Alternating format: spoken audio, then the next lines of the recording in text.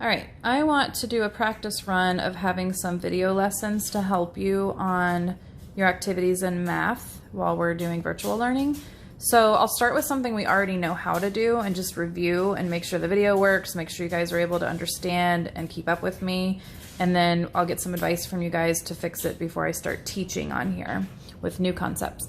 So first of all, I'd like you to get some paper if you don't have your notebook at home, or start a new notebook, and just make a quick place value chart and label your page comparing and adding decimals. And if any time during the video I'm going too quickly, you can always just pause. So that's kind of the beauty of it. If we were in class, you can't pause me, haha. So now you can pause me and replay it when you need to and catch up with the writing and drawing and everything, which is great because everybody can work at their own pace. So let's start with a couple of numbers. I'm gonna write them on the side and then have you guys put them in your place value charts. So the first number is 1 84/100ths. And the second number is 31/100ths. So I'm gonna give you a minute to think about where they would go on the place value chart. Each digit gets its own space. And remember, the decimal can be read as the word and, because we're reading whole and parts of whole.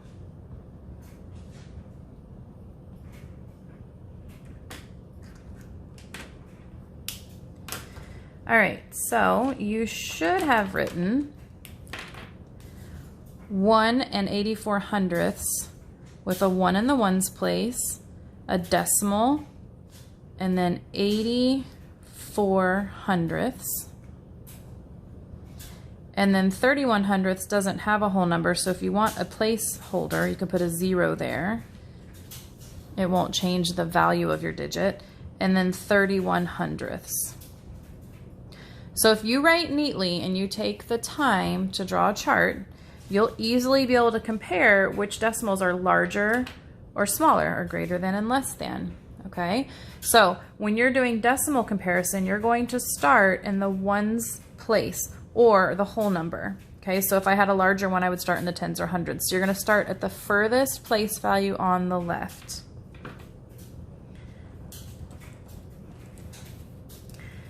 So right away, I can tell that this number is going to be larger than the one with a 0.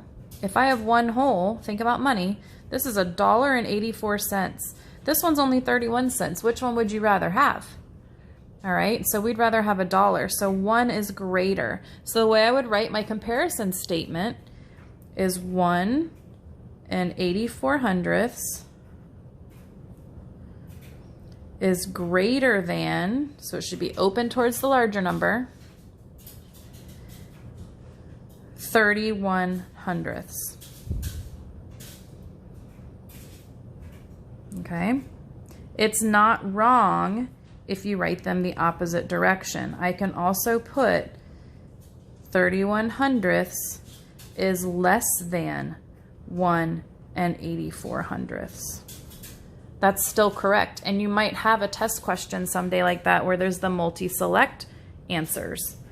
So it might say select all that apply. Both of those would apply. They're both, excuse me, both correct. I tried to sneak some water in.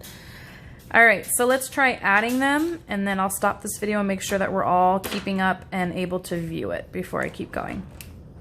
So let's add the two numbers we already have. So again, line up your place values when you set up your problem.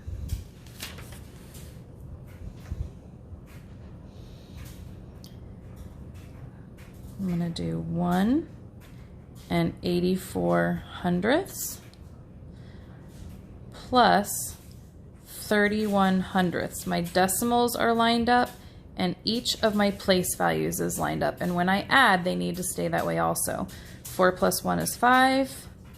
8 plus 3 is 11. Don't forget your regroup. Decimal, 1 plus 1 is 2. So my answer is 2 15/100ths. All right, so let me know on Edsby if you're able to view this, if there's any problems, questions, if you were able to pause it and view it how you needed to. Just give me some feedback today so I know that if I can teach you using this video technique. All right, guys, thanks.